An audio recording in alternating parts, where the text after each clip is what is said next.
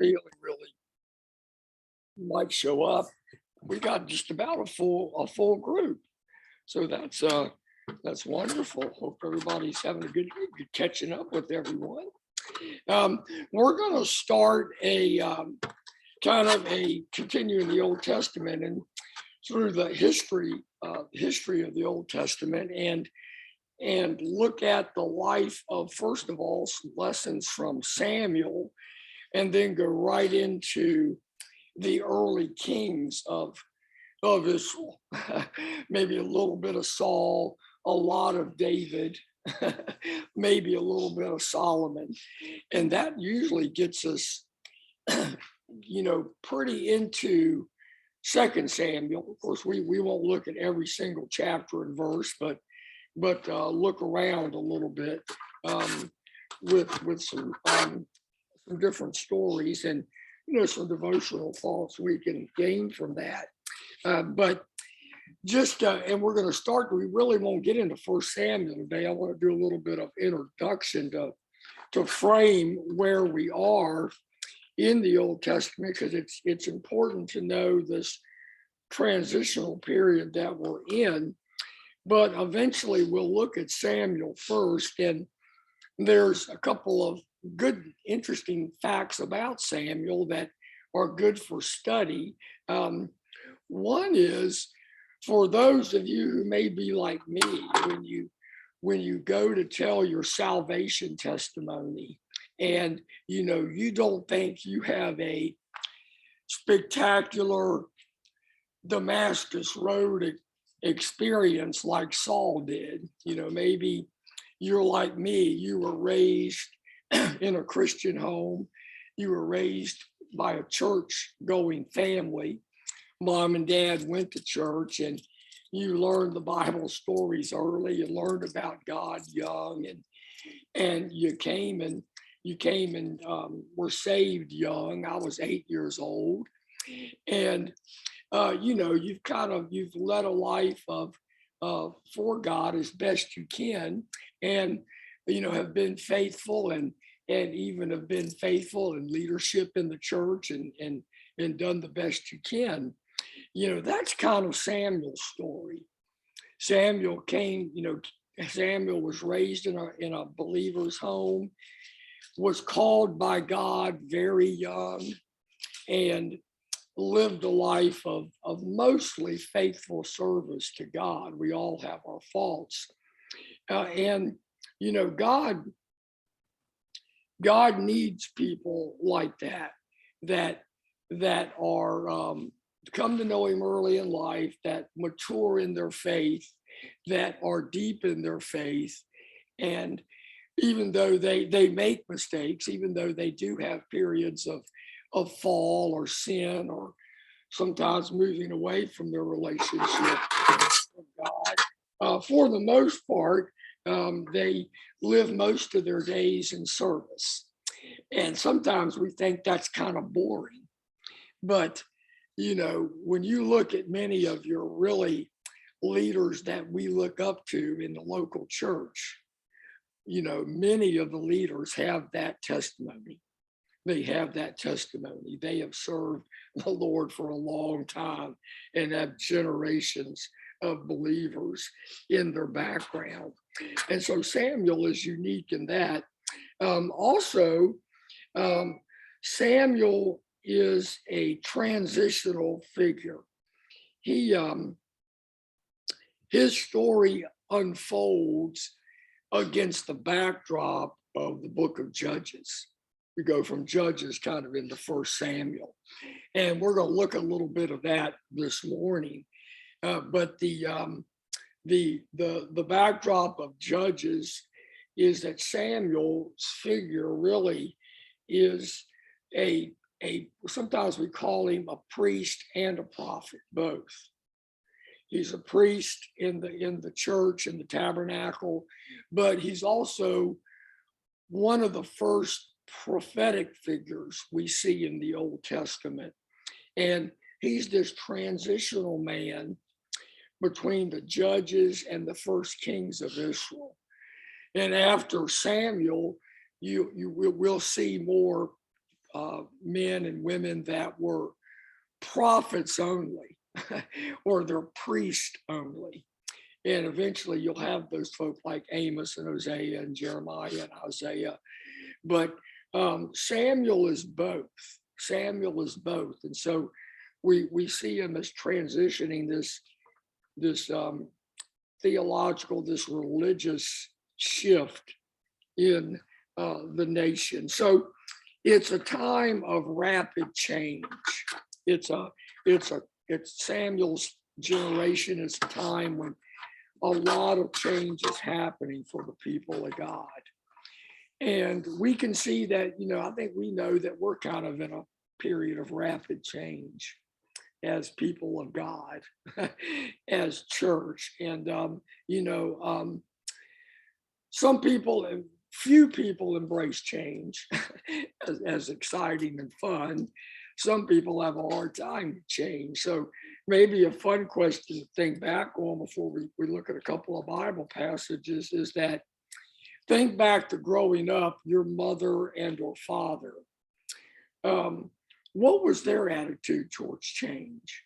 Did you ever hear them talk or around the dinner table or around conversations and comment any on the changes that were going up as you were growing and you were children and teenagers?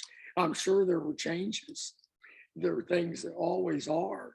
What are some of the things they said about change? Do you remember? What was their attitude? Status quo. They. That's your Brian. Yeah. They wanted to remain the status quo. Okay. Bill. I say that was good. They kind of like they were happy with it. Your parents. Okay. You okay. They long for the good old days, like we all say. Yeah. So sometimes they said, boy, it was better, or it's really not true. Yeah, that's right. Yeah, I long for the good old days. This change is too much for me, or I don't think it's good. I don't know if they ever, said any of that, but if you that's sometimes good to think back of what your parents, your uncles, aunts, or whoever those influential adults were growing up, or your preacher, or your Sunday school teachers, how did they embrace? Because, maybe it was during the 60s and 50s. I mean, a lot of change was going on culturally. And, a lot of liberation, a lot of, so-called independent thinking and different views about war and politics, and just like it is today. And yeah, most would say, most of our adults in our childhood lives would say, boy, where's the world coming? What's the world coming to? Where is it going? I wish it was like it was for my parents. And we hear that today, and maybe we've said that or we think that around our table. And so what had happened, and what we want to look at a little bit is how we got to the point where Samuel is needed, why God is going to raise up Samuel. And basically it had become some dark days for God's people in this point in the nation of Israel. So let's go back to where we ended up, a few weeks ago, and that is for a long time, the beginning of the nation of Israel, they had very strong leaders that kept them walking in the ways of God. And those two big leaders were who? As the nation started, Moses. And who followed Moses? Oh, Aaron. Yeah, Aaron was the priest, but who came? Joshua. So Moses and Joshua. So, they first look in Deuteronomy chapter 6 and verses 4 through 12.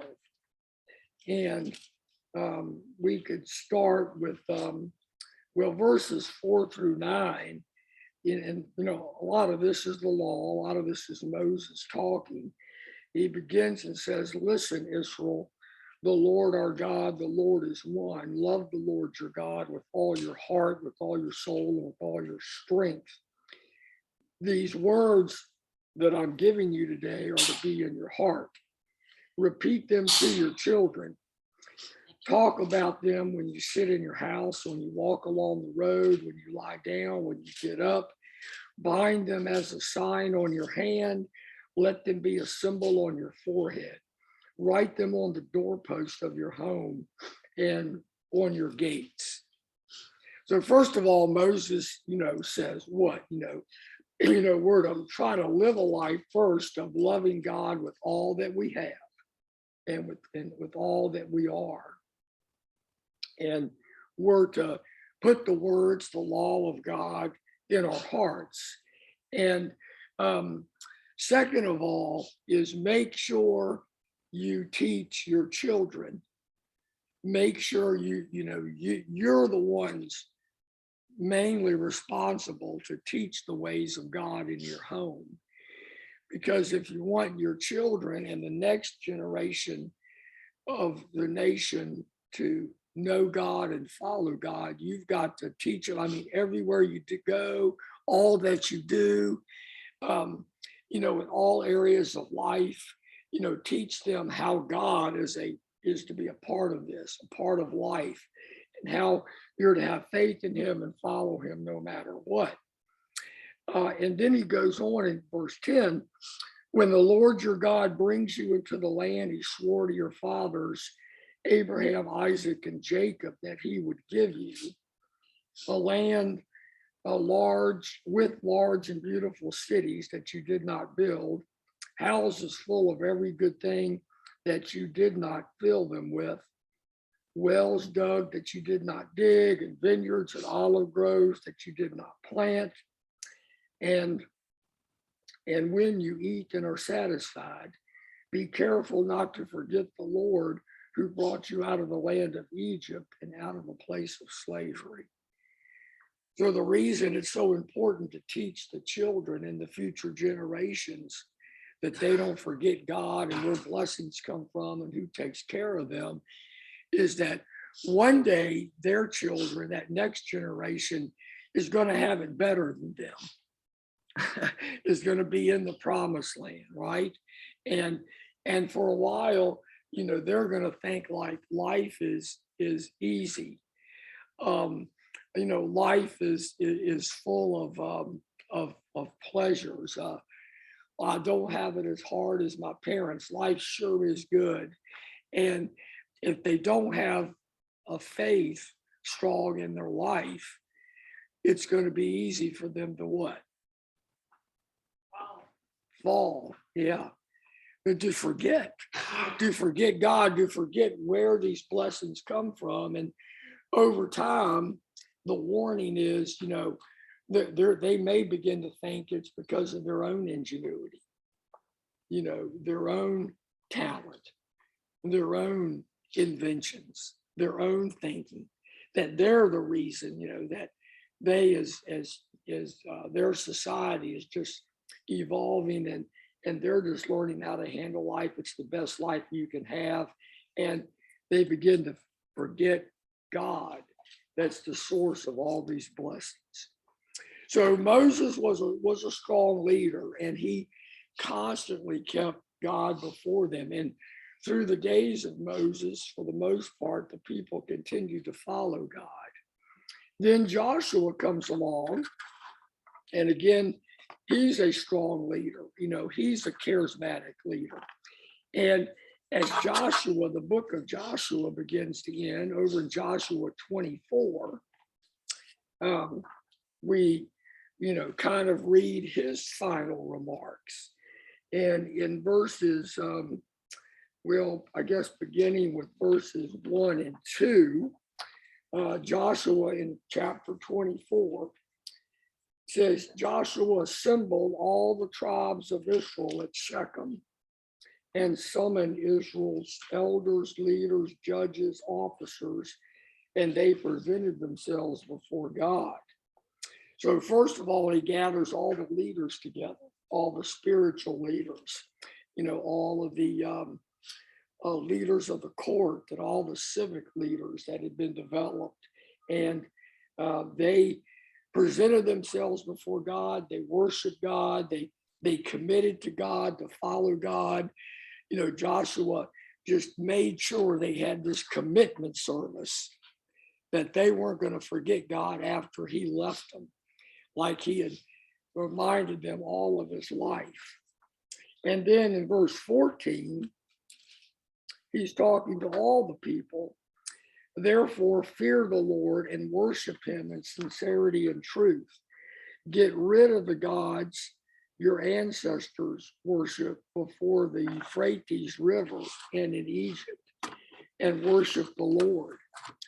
But if it doesn't please you to worship the Lord, choose for yourselves today the one you will worship. The gods your father worshiped beyond the Euphrates River, or the gods of the Amorites in whose land you are living. As for me and my family, we will worship the Lord. So Joshua says, you have a choice. Here you are at the brink of another time of change, another time of a paradigm shift where I'll be leaving you soon. And he didn't name a successor. So you're going to, they developed their own government. I think it was the tribal government of Confederation, and representatives from the different tribes would get together and make decisions that were hopefully best for the whole nation. But he says it's important that going forward, you make a choice today. You choose. You need to choose what God you're going to follow. The God from Egypt, the new gods of the Amorites, and all of those ites that they had experienced in the promised land, or the true God of Israel, your nation, that is the one true living God. And that's going to make all the difference going forward. And so Joshua dies, and we enter, in fact, we enter the time of Judges. And in fact, as Judges begins in Judges chapter 2, verse 7, it says the people worshiped the Lord throughout Joshua's lifetime and during the lifetimes of the elders who outlived Joshua. So the elders and the religious leaders that gathered with Joshua that day, they continued to lead the people to follow the one true God. They had all seen the Lord's great works he had done for Israel. And Joshua, the son of Nun, the servant of the Lord, died at the age of 110. And then verse 10 says, then the whole generation was also gathered to their ancestors. So all of the Joshua and all of the ancestors of Joshua's generation dies. And then after them, another generation rose up. And what does it say? Who, verse 10, I think it's still in. Another generation rises up who did not know the Lord or the works that he had done. One generation.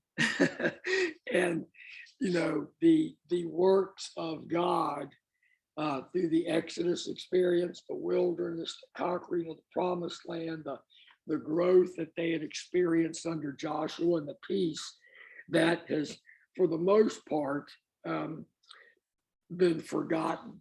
So somewhere along the line, the moms and dads and the priests did not listen to what Moses had warned them about back in Deuteronomy. Teach the children, teach each generation about the ways of the Lord. so that they know, so that they won't forget. And so one generation past Joshua's, most of them have forgotten. Most of them have forgotten. So you're in this period we call the Judges. And mainly what was going on in that time, you look at verse 11 of Judges 2. The Israelites did what was evil in the Lord's sight. They worshiped the Baals, the false gods, and abandoned the Lord, the God of their fathers, who had brought them out of Egypt. They went after other gods from the surrounding peoples and bowed down to them. And they infuriated the Lord, for they abandoned him and worshiped Baal and the Ashtoreths. So in Judges, you have this period, as most of us know, where the people forget God, they do so much evil, they sin so much, and eventually they get in big trouble. Usually a neighboring nation threatens one of the tribes or one of the areas, and war is called upon them, or they're very fearful of the Philistines or the Amorites or the Hittites, and so God will raise up a temporary leader, and they're called judges. And so, you can name some of the judges, Samson and Deborah and Gideon, and, on and on. And these, for a short period of time, will remind the people of the one true God. God will work through them to save the people, kind of a forgiveness type of scenario. But in a few years, they've gone back to sinning and forgetting God, and another judge has to be risen up. And a good summary is later in Judges, near the end of chapter 21 of Judges and verse 25. This verse kind of gives us this beginning of this transition period that's going to happen. In those days, there was no king in Israel. Everyone did whatever he wanted. Everyone did whatever he wanted. Does that remind us of any period of time? I mean, isn't that kind of, isn't that, a generation or culture that's forgetting God, forgetting the Lord Jesus Christ and the importance of following his teachings in him. And then, getting to the point that, contentment or the purpose of life is just to do whatever he or she wants. That's the purpose of living. And so that's how the time of Judges ends. And the Old Testament story picks up then with God beginning to usher in a new era of awareness of him, a new type of salvation, a new opportunity for people to know him and worship him. And thus we're going to enter into the time of Samuel and getting ready for the first kings of Israel. And there's different scripture passages of what God and the prophets really think about getting a king, isn't there? I believe First and Second Samuel is written from the priestly view. First and Second Kings is written from the court view. So you have a secular view of writing in Kings. You have the more priestly theological writing in Samuel, and you'll have some of the same stories but a different viewpoint. So there's several things we can learn from Moses to Joshua to Judges to Samuel, and getting ready for Samuel, and just a few truths, as we wrap up this transitional time this morning, is that one is that God expects spiritual leaders to model consistent and God-fearing lives for his people. God expects there to be Moseses in the Christian family and in the church family. He expects there'll be some Joshuas and some Judges and some Samuels that, we need those Christian men and women whom we look up to, don't we? That have remained faithful, that are remaining faithful, that maybe we can go to for counsel. Maybe we can go to when we're not sure which way to go, that we can go to say, how do you read this scripture, or what would you do in this situation, or pray for me. I know, you're a prayer warrior, and we need these men and women. And God didn't stop with Moses and Joshua, the Judges, and Samuel. He still raises up wise leaders in our midst. And so, pray for those leaders. I think we innately know who they are in our own church, don't we? Those that we look up to and go to, and we need them. And God's always going to provide them. And if God has called you to be one of them, then, take that role to heart, and know that God has called you to be one of those leaders. And sometimes there's a point in all of our lives where one author said we go from being discipled to being the disciple. As we mature in our faith, we begin maybe as Timothy's and John Mark's, where we need Paul's and Barnabas's to bring us along. But one day we become Paul's and we become Barnabas's, and younger Christians or those that are just becoming believers will discover them watching us and asking us questions about how to grow in our faith.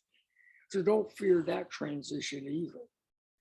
But, Israel's history shows us that God is always providing these kind of leaders. Also, second, having God-fearing leaders who model and teach the truth, it doesn't always guarantee that God's people will always live in his will. Israel, they had some strong leaders. They had Moses, they had Joshua, they had the Judges, they had Aaron, they had the priests. But, in the end, God gives individuals the free will of spiritual choice. And sometimes, don't get discouraged that not everybody listens to you, that not everybody heeds your spiritual advice, that you can see a troubled time coming for someone, your children or a younger believer or whoever.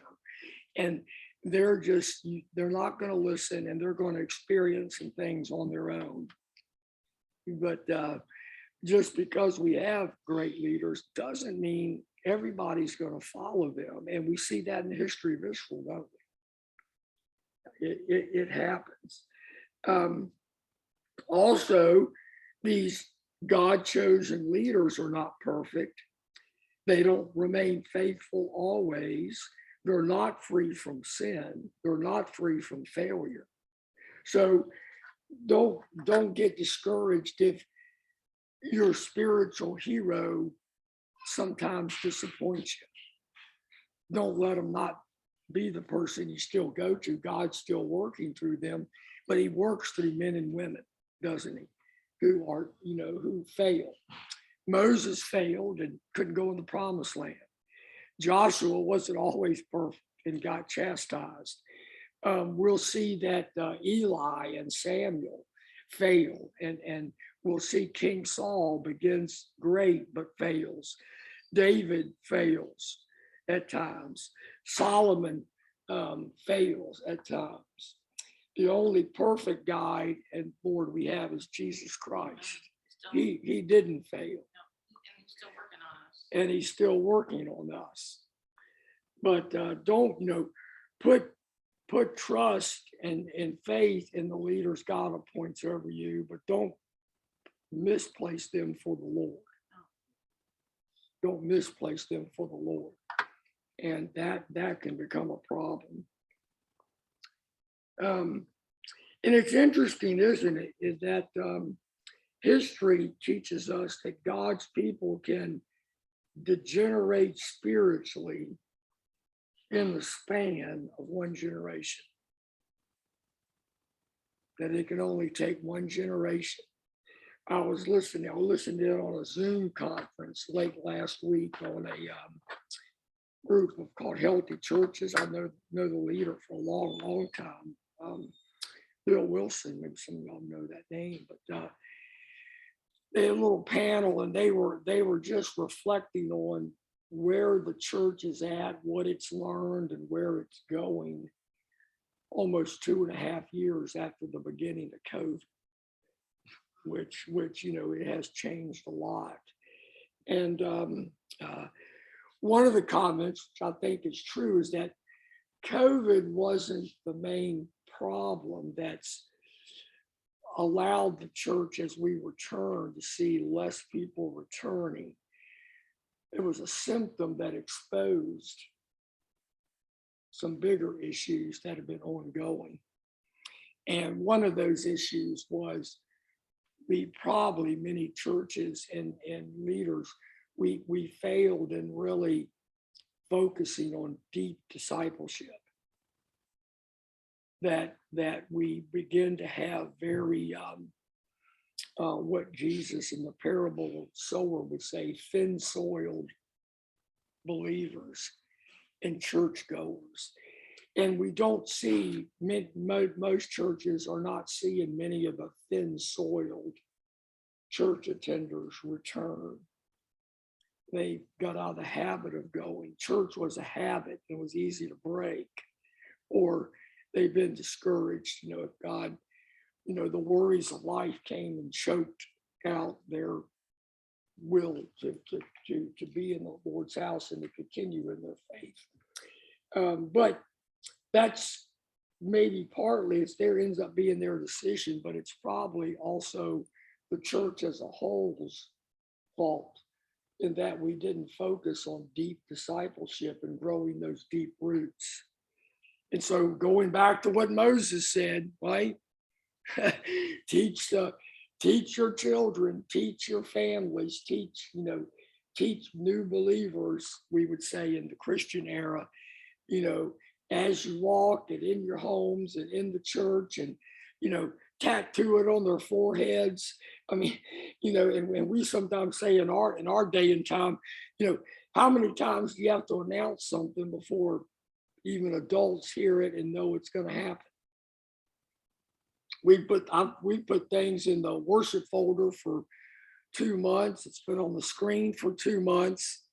We've been announced from the pulpit 2 months, and then something will come up and people say, when did we decide to do that? I didn't know that was happening. Is that here already? So Moses says, wherever you go, whatever you do, you got to keep saying it. And because it's fragile, faith is fragile. And just like it only took from when Joshua's generation died, there grew up a new generation that did not know the Lord. It can happen very quickly. But even when that happens, and even if there's only a remnant left that know the Lord, or in the period of the judges, maybe there's only one person like Gideon who's left that's faithful, or in Noah's day, Noah was the only faithful one left. God responds to his people with mercy and grace when they come back to a time of confession. Even he forgives them of horrible sins, and when they cry out for help, he answers them. And the final here cry for help and God's movement was when he sent Jesus, right? He sent him once and for all, take care of the sin problem, to take care of this death problem. But in the period that we're going to look at, even through the judges, when that tribal confederation and those judges weren't working, people were still crying out for help and forgiveness of sin. And God's going to send them a new type of leader in the person of Samuel, that's going to lead them and transition them, because they're a growing nation. It's more complicated, it's more population, it's more intricate, and they're going to need a better type of government, of governing them and leading them in the ways of God than they had even when they crossed over into the promised land. So Samuel's going to come and begin to lead them back to believing in God. So that's where we are on the brink of Samuel. And I think it's important to know, because it's every generation can say, you know, we're at that brink as well. And we're kind of there today too. Who is God raising up? How is it, this remnant that we have? We have some great opportunity, because those that are continuing to want to give their whole heart to God and to gather for worship and to gather for outreach and missions and work, it's mostly those deep soil believers. And so we need to keep discipling, we need to keep growing, but we have a great nucleus of believers that now can expand and go out and teach a new generation about the Lord that they may not even know much about, which statistics say they don't. 60 or more % of the people around us don't know God. So, but God can use a remnant, can he? And he has throughout history. So be encouraged with that. Well, that was a mouthful. So did any thoughts or questions arise as we talked about some of that, about that history and about the history and the up and down of God's people? So we looked at yes. Micah, look in Judges 17. I haven't read this before. Is that the same Micah? Oh, no. It's a different, yeah. It's a different Micah, yeah. The Micah, the prophet Micah, is, going to be around 750 BC. He's during the time of the kings, the end of Second Kings, as the nation is getting ready to be overcome. So he's the same age as Amos and the same generation as Amos and Hosea, a younger Isaiah, younger Jeremiah. No, that's a different Micah in the book of Judges. Yeah. Yeah, he wasn't such a good Micah, was he? Somebody named him after him. And doing that. Yeah, it's a good question.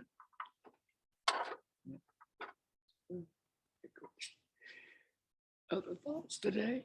Okay. All right. Well, I think we'll enjoy this this look at these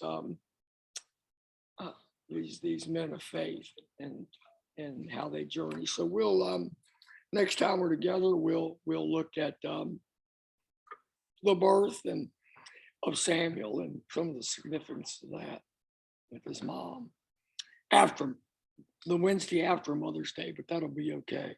It'll be a good Mother's Day story. So that'll be good.